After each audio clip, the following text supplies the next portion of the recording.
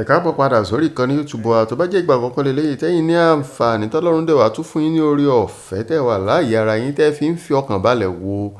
sinimá yìí. Ẹ má gbàgbé kẹ́kàn bá wa ṣe kíni ẹ bá wa tẹ subscription bell button yẹn ẹ wá fi notification bell tẹ̀lé ẹ like ẹ comment ẹ share ẹ kájọ máa gbáládùn ẹ ṣe púpọ̀. Ǹjẹ́ sinimá wo la mú wá fún yín lọ́jọ́ tí ò ní bí kò ṣe kíni Ajagun Nla. Ajagun Nla wà lórí ìkànnì YouTube ẹ lọ síbẹ̀ Yorùbá Wood ibẹ̀ ló wà ẹ tẹ̀ sí Ajagun Nla ó máa gbé jáde. Àwọn òṣèré ńláńlá ló kópa bàbá Karim tá a mọ̀ sí Adépọ̀jù bàbá Wande wọn mọ̀ gbẹ́yìn nínú sinimá yìí o. Ìyá gbọ́nkán àwọn gan ọ̀pọ̀ yeye Abeni Agbọn Baba Bose Akinola gbogbo ló wà nínú sinimá yìí. Ajagun Nla epic movie ni tá bá ti ń wo sinimá ìgboro ẹ yẹ ká wo tiwantiwa is an epic movie tí ó yẹ kí gbogbo akẹ́ṣe kí ni ká wò kí ló ṣẹlẹ̀ nínú sinimá yìí gan ẹ lọ wò lórí Yorùbá Wood Ajagun Nla kó tó di wípé a máa wo apá kejì nígbà tí Ajagun Nla tí bú ìjì pọ̀ àwọn ń jagun káàkiri ni o bó ṣe ń jagun gbalẹ̀ náà ń jagun gbalẹ̀ náà ń jagun gbaya náà ń jagun gbẹrú náà ń jagun gbẹṣin wọ́n jàjàjà wọ́n jagun gbadé wọ́n gbadé lórí ọba wọ́n sọ ọba wọ́n sọ odidi ìlú di ìlú tí ò ní dádé mọ́ níbi tí agbára wọn tí Ọlọ́run fún wọn lágbára tó rà lè sọ pé ṣù ló fún wọn lágbára orí àti èṣù àtèèyàn Ọlọ́run náà ló dá gbogbo wọn níbi lágbára yìí wá pọ̀ dé àwọn lágbára débi wípé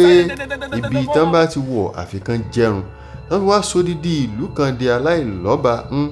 ó wá bùté gàdà ó bùṣe gèdè ìlú ìwá ní dandan o ọba jíjẹ sì yá láì ṣe wípé àdéwà wọn wá ní àfi lo ẹnikẹ́ni tó bá fẹ́ dádé nínú ìlú yìí àfi kó tọ̀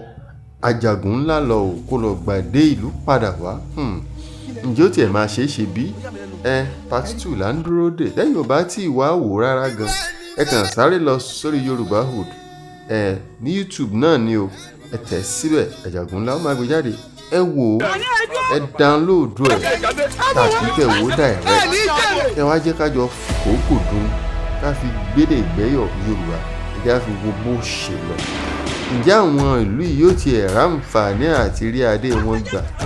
gẹ́gẹ́ bí Ajagun Nla ṣe tóbi tó ṣe kò sẹ́ni tọ́lọ́run ò lè mú kò sẹ́ni tó lágbára tó Ọlọ́run ọba mi ọ̀pá kí ọ̀la kí mo máa ń sọ pé òun ni òwárà àwò Ọlọ́run ọba àwọn ọba kò sẹ́ni tó lágbára tó láyé àti lọ́run kò sẹ́ni tí Ọlọ́run ò lè mú o. Ajagun Nla rèé ó sọ̀rọ̀ ẹ̀rí kànjẹ́gbọ́n sí wọn lọ́rùn. Ǹjẹ́ wọ́n ti rí adé ìgbà débi pé wọ́n mọ̀ ìjọba padà nílùú wọn. Ẹ wò ẹ jẹ́ ká máa retí apá kejì sinimá Ajagun Nla. Ẹ má gbàgbé ẹ bá wa náà subscribe ẹ tẹ notification bell ẹ ṣé púpọ̀. asáré tètè ní síwájú ọjọ́ asáré tètè ní